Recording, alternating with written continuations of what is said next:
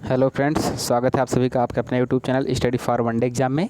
हम लोग सॉल्व कर रहे हैं यूपी ट्रिपल एस से संबंधित जितनी भी परीक्षाएं हैं उनमें पूछे गए प्रश्नों की सीरीज को, और इस सीरीज में हम सॉल्व कर रहे हैं हिंदी। तो बिना किसी देरी के आइए प्रारंभ करते हैं सबसे पहले क्वेश्चन से। पहला क्वेश्चन हमारा जो है तिरंगा में कौन सा समास है। और आपको यह जानकारी बता दूं जो है कि यह जो वीडियो होगा इसमें हिंदी से संबंधित महत्वपूर्ण प्रश्न हैं, और उसमें जो है जो अब तक पिछली परीक्षाओं में पूछे गए हैं वो प्रश्न हैं, और उन प्रश्नों में जो आज की सीरीज़ है वह बहुत ज़्यादा इंपॉर्टेंट है, जो कि समाज से है। आपको आने वाली परीक्षाओं में जितने भी यदि समाज से क्वेश्चन देखने को मिलेंगे तो इन्हीं आधारित प्रश्नों में जो है देखने को अवश्य मिल जाएगा आपको। तो इस वीडियो को जो है ध्यान से देखिएगा। संभावना यह पूरी है कि जो भी आने वाले एग्ज़ाम है, चाहे वह लेखपाल हो या अन्य कोई परीक्षा जिसमें हिंदी संबंधित प्रश्न पूछे जाते हैं और समाज से क्वेश्चन अगर रहता है, तो आशा यही है कि इसी वीडियो से जो है आपको हूबहू क्वेश्चन मिल जाएगा। देखते हैं, पहला प्रश्न है तिरंगा में कौन सा समास है। तो जहाँ पर जो है संख्यावाचक शब्द की उत्पत्ति, तो यहाँ पर त्रि यानी कि ती अगर लगा है, तीन को जो है डिनोट कर रहा है यहाँ पर, तो इसका मतलब क्या हो जाएगा यहाँ पर संख्यावाचक। जहाँ पर संख्यावाचक जो है कोई भी वर्ण आ जाए या फिर शब्द आ जाए तो यानी तिरंगा यानी तीन रंगों से मिलकर बना हुआ, तो यानी इसका मतलब क्या हो जाएगा द्विगु। आपको यह जानकारी के लिए बता दूं, जहाँ पर भी संख्यावाचक होता है वहाँ पर द्विगु समास होता है। तो अगर आप लोग इसको भूल जाते हैं द्विगु और द्वंद्व को, तो द्विगु का मतलब आप समझ लीजिए कि जहाँ पर द्वि से आप समझ लीजिए कि यह दो संख्या को डिनोट कर रहा है। ठीक, तो इससे आप लोग इसको समझ लीजिएगा कि ये संख्यावाचक है, यानी कि जहाँ पर संख्या का जिक्र हो और उसका विशेष अर्थ ना निकल रहा हो तो वहाँ पर द्विगु समास होगा। देखते हैं अगला प्रश्न। अगला प्रश्न है धीरे धीरे का समास, यानी धीरे धीरे में कौन सा समास है। तो जहाँ पर मैंने पिछले वीडियो में ज़रूर बताया था आप लोगों को, अगर आप लोगों को याद हो, अगर या फिर वीडियो को अगर आपने नहीं देखा है तो प्लीज़ ज़रूर जाकर वो वीडियो ज़रूर देखें। और अगर अभी तक आपने चैनल को सब्सक्राइब नहीं किया और आप नए हैं चैनल पर तो प्लीज़ चैनल को सब्सक्राइब जरूर करें और अपने फ्रेंड्स के पास भी शेयर करें। तो धीरे धीरे में जो है कौन सा समास होगा, तो यहाँ पर होगा अव्ययी भाव समास। इसको जो है विस्तृत रूप से हमने पिछले वीडियो में बताया, तो उसको आप ज़रूर देखें कि अव्ययी भाव कहाँ पर होता है। यानी जहाँ पर दो शब्दों का जो है बार बार यानी आवृत्ति हो जाए लगातार एक साथ, जैसे सरासर, धीरे धीरे, ठीक, एकाएक, ऐसे जहाँ पर शब्द आ जाएं वहाँ पर जो है अव्ययी भाव समास होता है। देखते हैं अगला प्रश्न। अगला समास इसमें जो है कि भरपेट, यानी जो मैंने पहले भी बता दिया कि यह वीडियो आज का पूरा समास से रिलेटेड है, आप लोग इसको ज़रूर देखें। इसी वीडियो से जो है आपको आने वाली परीक्षाओं में हूबहू क्वेश्चन देखने को ज़रूर मिलेंगे। तो भरपेट यानी कि मतलब क्या कह रहा है, इसका मतलब पेट भर। ठीक, तो यहाँ पर कौन सा समास होगा, तो हो जाएगा इसमें अव्ययी भाव समास। ठीक, क्योंकि ये इसमें जो है भर जो है पूर्व पद प्रधान है, यानी भर, यानी पेट तो है, पेट की जो है प्रधानता किससे समझ में आ रही है, तो वो आ रही है भर से। तो यहाँ पर हो जाएगा भर पेट में जो है समास अव्ययी भाव समास। देखते हैं अगला प्रश्न। अगला प्रश्न है पथ भ्रष्ट में कौन सा समास है। मीन्स यहाँ पर यहाँ पर एक मिस टाइपिंग हो गई है, यहाँ में होगा, यहाँ मैं हो गया है, इसको आप लोग समझ लीजिएगा। तो यहाँ पर जो समास होगा यानी पथ से भ्रष्ट, यानी कि जो रास्ते से अलग हो जाए, यानी कि रास्ते से भटका हुआ। ठीक, पथ से भ्रष्ट या विलग यानी अलग, इसका अर्थ ये होगा। तो इसमें कौन सा समास हो जाएगा, हो जाएगा तत्पुरुष समास। तत्पुरुष समास कहाँ पर होता है, जैसे जो कारक होते हैं, जैसे कर्ता ने कर्म को कारण से के द्वारा, इसको जो है आप लोग याद जरूर कर लीजिएगा, इससे जो है आपको प्रश्न सॉल्व करने में आसानी हो जाती है। ठीक, तो यहाँ पर जो है तत्पुरुष समास होगा। देखते हैं अगला प्रश्न। अगला प्रश्न हो जाएगा हमारा योगदान में कौन सा समास है। योगदान का जो संस्कृत होता है वो होता है योगस्य दानः, मीन्स योग का दान। तो यहाँ पर भी हो जाएगा, जहाँ पर का आ गया यानी कि कोई ना कोई कारक आ गया। ठीक, योग का दान,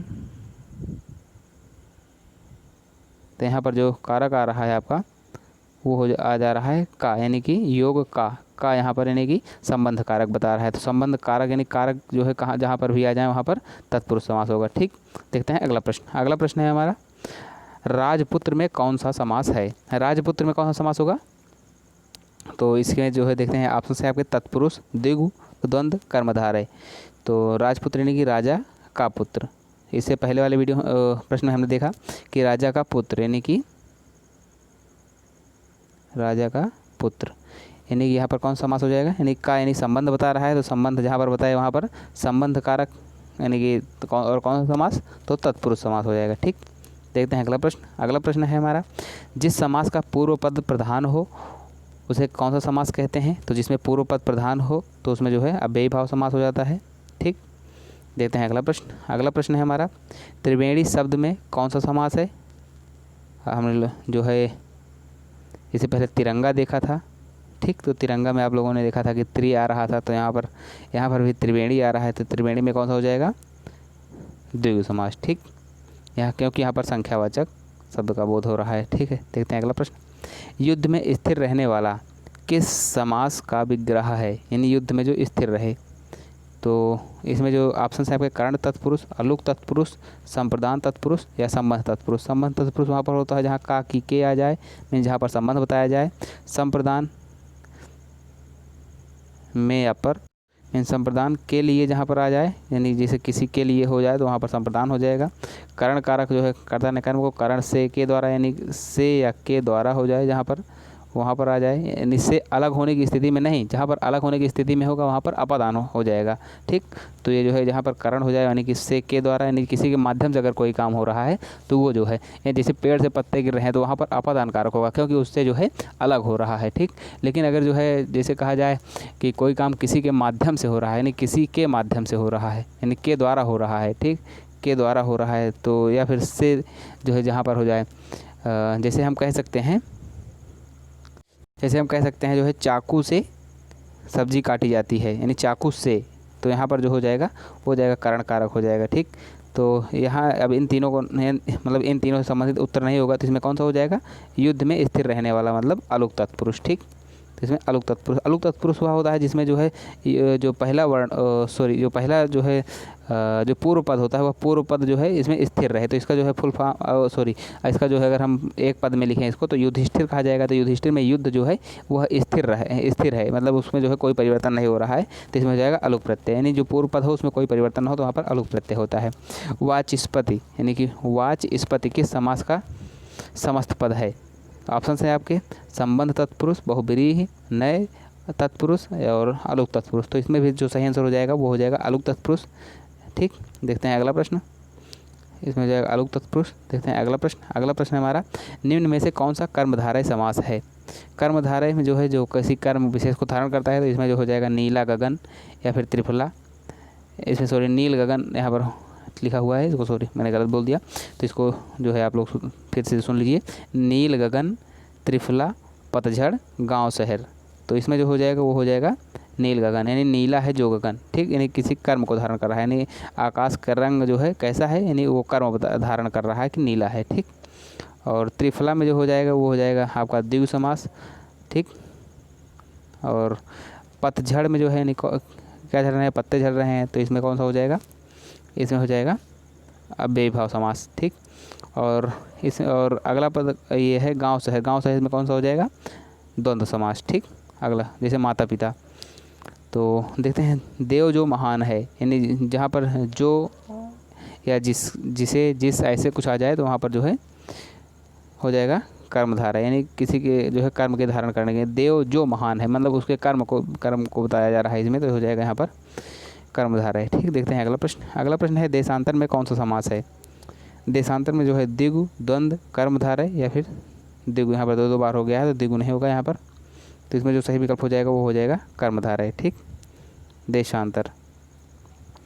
अब अगला प्रश्न है, नीलकंठ, यानी नीला है जो कंठ, नील कंठ। इसमें जो है इसके जो है दो हो सकते हैं नीलकंठ। अगर जो है हम इसको शंकर जी के परिप्रेक्ष्य में कहेंगे तो इसमें हो जाएगा बहुब्रीहि, और अगर जो है नीलकंठ की विशेष रूप से बात करें तो हम हो जाएगा कर्मधारय। तो इसमें जो है अगर दोनों दिया हो तो आप लोग जो है बहुब्रीहि को ही मार कर आएँ विकल्प में, लेकिन ऐसा अनुमान है कि जहाँ पर नीलकंठ होगा वहाँ पर कर्मधारय जो है सही होता है और उसमें बहुब्रीहि विकल्प में नहीं होता है तब, ठीक। देखते हैं अगला प्रश्न। अगला प्रश्न है हमारा, रातों रात में जो है कौन सा होगा। तो इसमें जो सही हो जाएगा वो हो जाएगा आपका अव्ययी भाव समास। अव्ययी भाव समास कौन सा होता है, तो अव्ययी भाव समास वे समास होते हैं जिसमें जो है पूर्व पद प्रधान हो, अव्ययी भाव, ठीक, पूर्व पद प्रधान, ठीक, पूर्व पद प्रधान जो है हो, और या फिर जो है किसी शब्द की जो है पुनरावृत्ति हुई हो, जैसे रातों रात में रात का यानी दो बार इसमें जो है उल्लेख हो रहा है, ठीक। इसी तरीके से दिनों दिन, हाँ, या फिर और इसी तरीके से अन्य विकल्पों को हम देख सकते हैं, ठीक। आशा करता हूँ आप लोगों को वीडियो पसंद आ रहा होगा और अगर अभी तक आपने चैनल को सब्सक्राइब नहीं किया सब्सक्राइब करें। वीडियो अगर आप लोगों को अच्छा लगा तो लाइक करें और ज़्यादा से ज़्यादा फ्रेंड के साथ शेयर करें। धन्यवाद।